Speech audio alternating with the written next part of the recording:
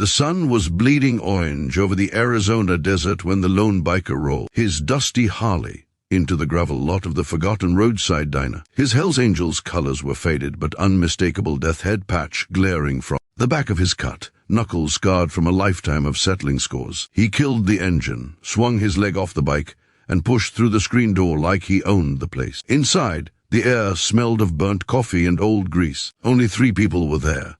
A tired waitress wiping the counter, an old trucker nursing a Coke can, a young woman in the corner booth, maybe 22, hoodie pulled low, quietly sketching on a napkin. The biker everyone in the life knew him as Reaper, scanned the room out of habit, then froze mid-step. The girl's sleeve had ridden up just enough to reveal the edge of a tattoo on her forearm, a tiny crimson butterfly. With one wing torn, the ink so delicate it looked out of place on skin that had clearly seen hard miles. Reaper's breath caught. His massive hand instinctively went to his own neck, where, hidden under the collar of his black t-shirt, the exact same butterfly had been inked 23 years ago by a girl who swore she'd love him forever, right before she vanished without a trace. He stood there like a statue while the bell above the door jingled shut behind him. The waitress glanced up nervously. Hell's Angels didn't just wander in here for the pie. Reaper took one slow step toward the booth, then another, boots thudding like gunshots on the cracked linoleum. The girl sensed him, looked up, and her pencil stopped moving.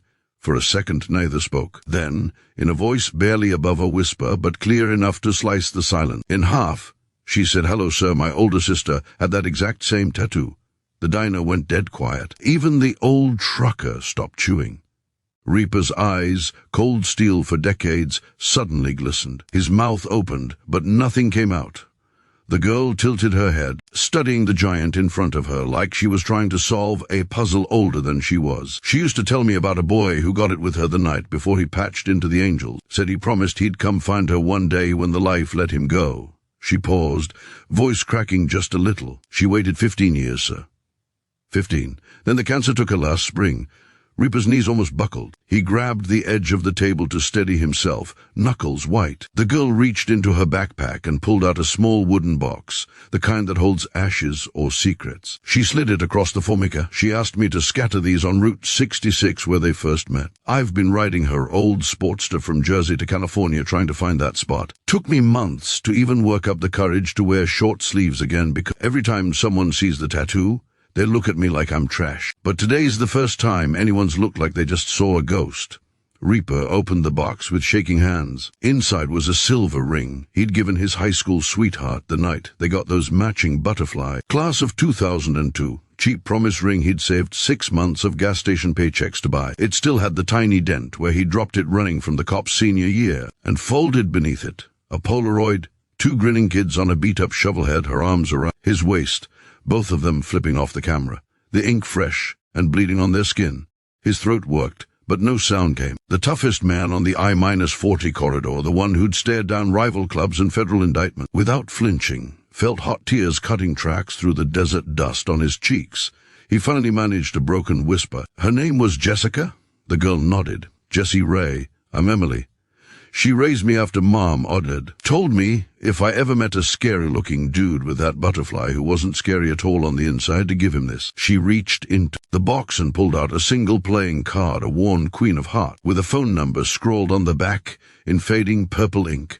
She wrote it the week before she slipped into the coma. Said, "Tell him the Queen finally found her king, just 23 years too late." Reaper took the card like it was the most fragile thing he'd ever touched. Then something inside the man who'd buried brothers and burned bridges without blinking just shattered. He dropped to one knee right there in the diner, 300 pounds of leather and regret, and let out a sound that wasn't quite a sob and wasn't quite a roar, something ancient and heartbroken that made the waitress start crying behind the counter. Emily slid out of the booth and wrapped her arms around his massive shoulders. He hugged her back like she was the last rope, keeping him from falling off the edge of the world. After a long minute he pulled away, wiped his face with the back of a hand that still had dried blood under the nails from last night's church meeting, and said, "Voice Roy, you're riding alone." She nodded. "Been alone a long time." "Not anymore," he growled. He stood up, towering over her again, but the menace was gone. That Sportster got room for a second bike. Emily smiled for the first time all day, small but real. "It does now." Reaper turned to the waitress, dug a crumpled 100 out of his pocket, and dropped it on the counter without a word. Then he held the diner door open for the little sister, the only woman he'd ever loved. Outside, the desert sky had gone purple and gold. He fired up the Harley, the rumble echoing like distant thunder, and watched Emily kick her sister's old bike to life. Side by side, the two butterflies, one on a battered panhead, one on a girl's forearm, rolled out of the parking lot together, heading west on the Mother Road. They say if you ride Route 66 at dusk, somewhere between Flagstaff, Kingman, you might see them. A massive Hell's Angel in full colors riding slow, real slow, next to a young woman on a ratty Sportster, both of them wearing the same torn crimson butterfly. And if you pull over and listen close when they pass, you can almost hear Jessie Ray laughing on the wind. Hey, real quick, if this story hit you right in the chest, do me a solid and smash that subscribe button so you never miss the next one. We're telling the real ones, the raw ones, the ones they don't put on the news. Now I got to know, from which part of the country are you watching this video right now? Drop your city or state in the comments. Let's see how far this story's already traveling tonight.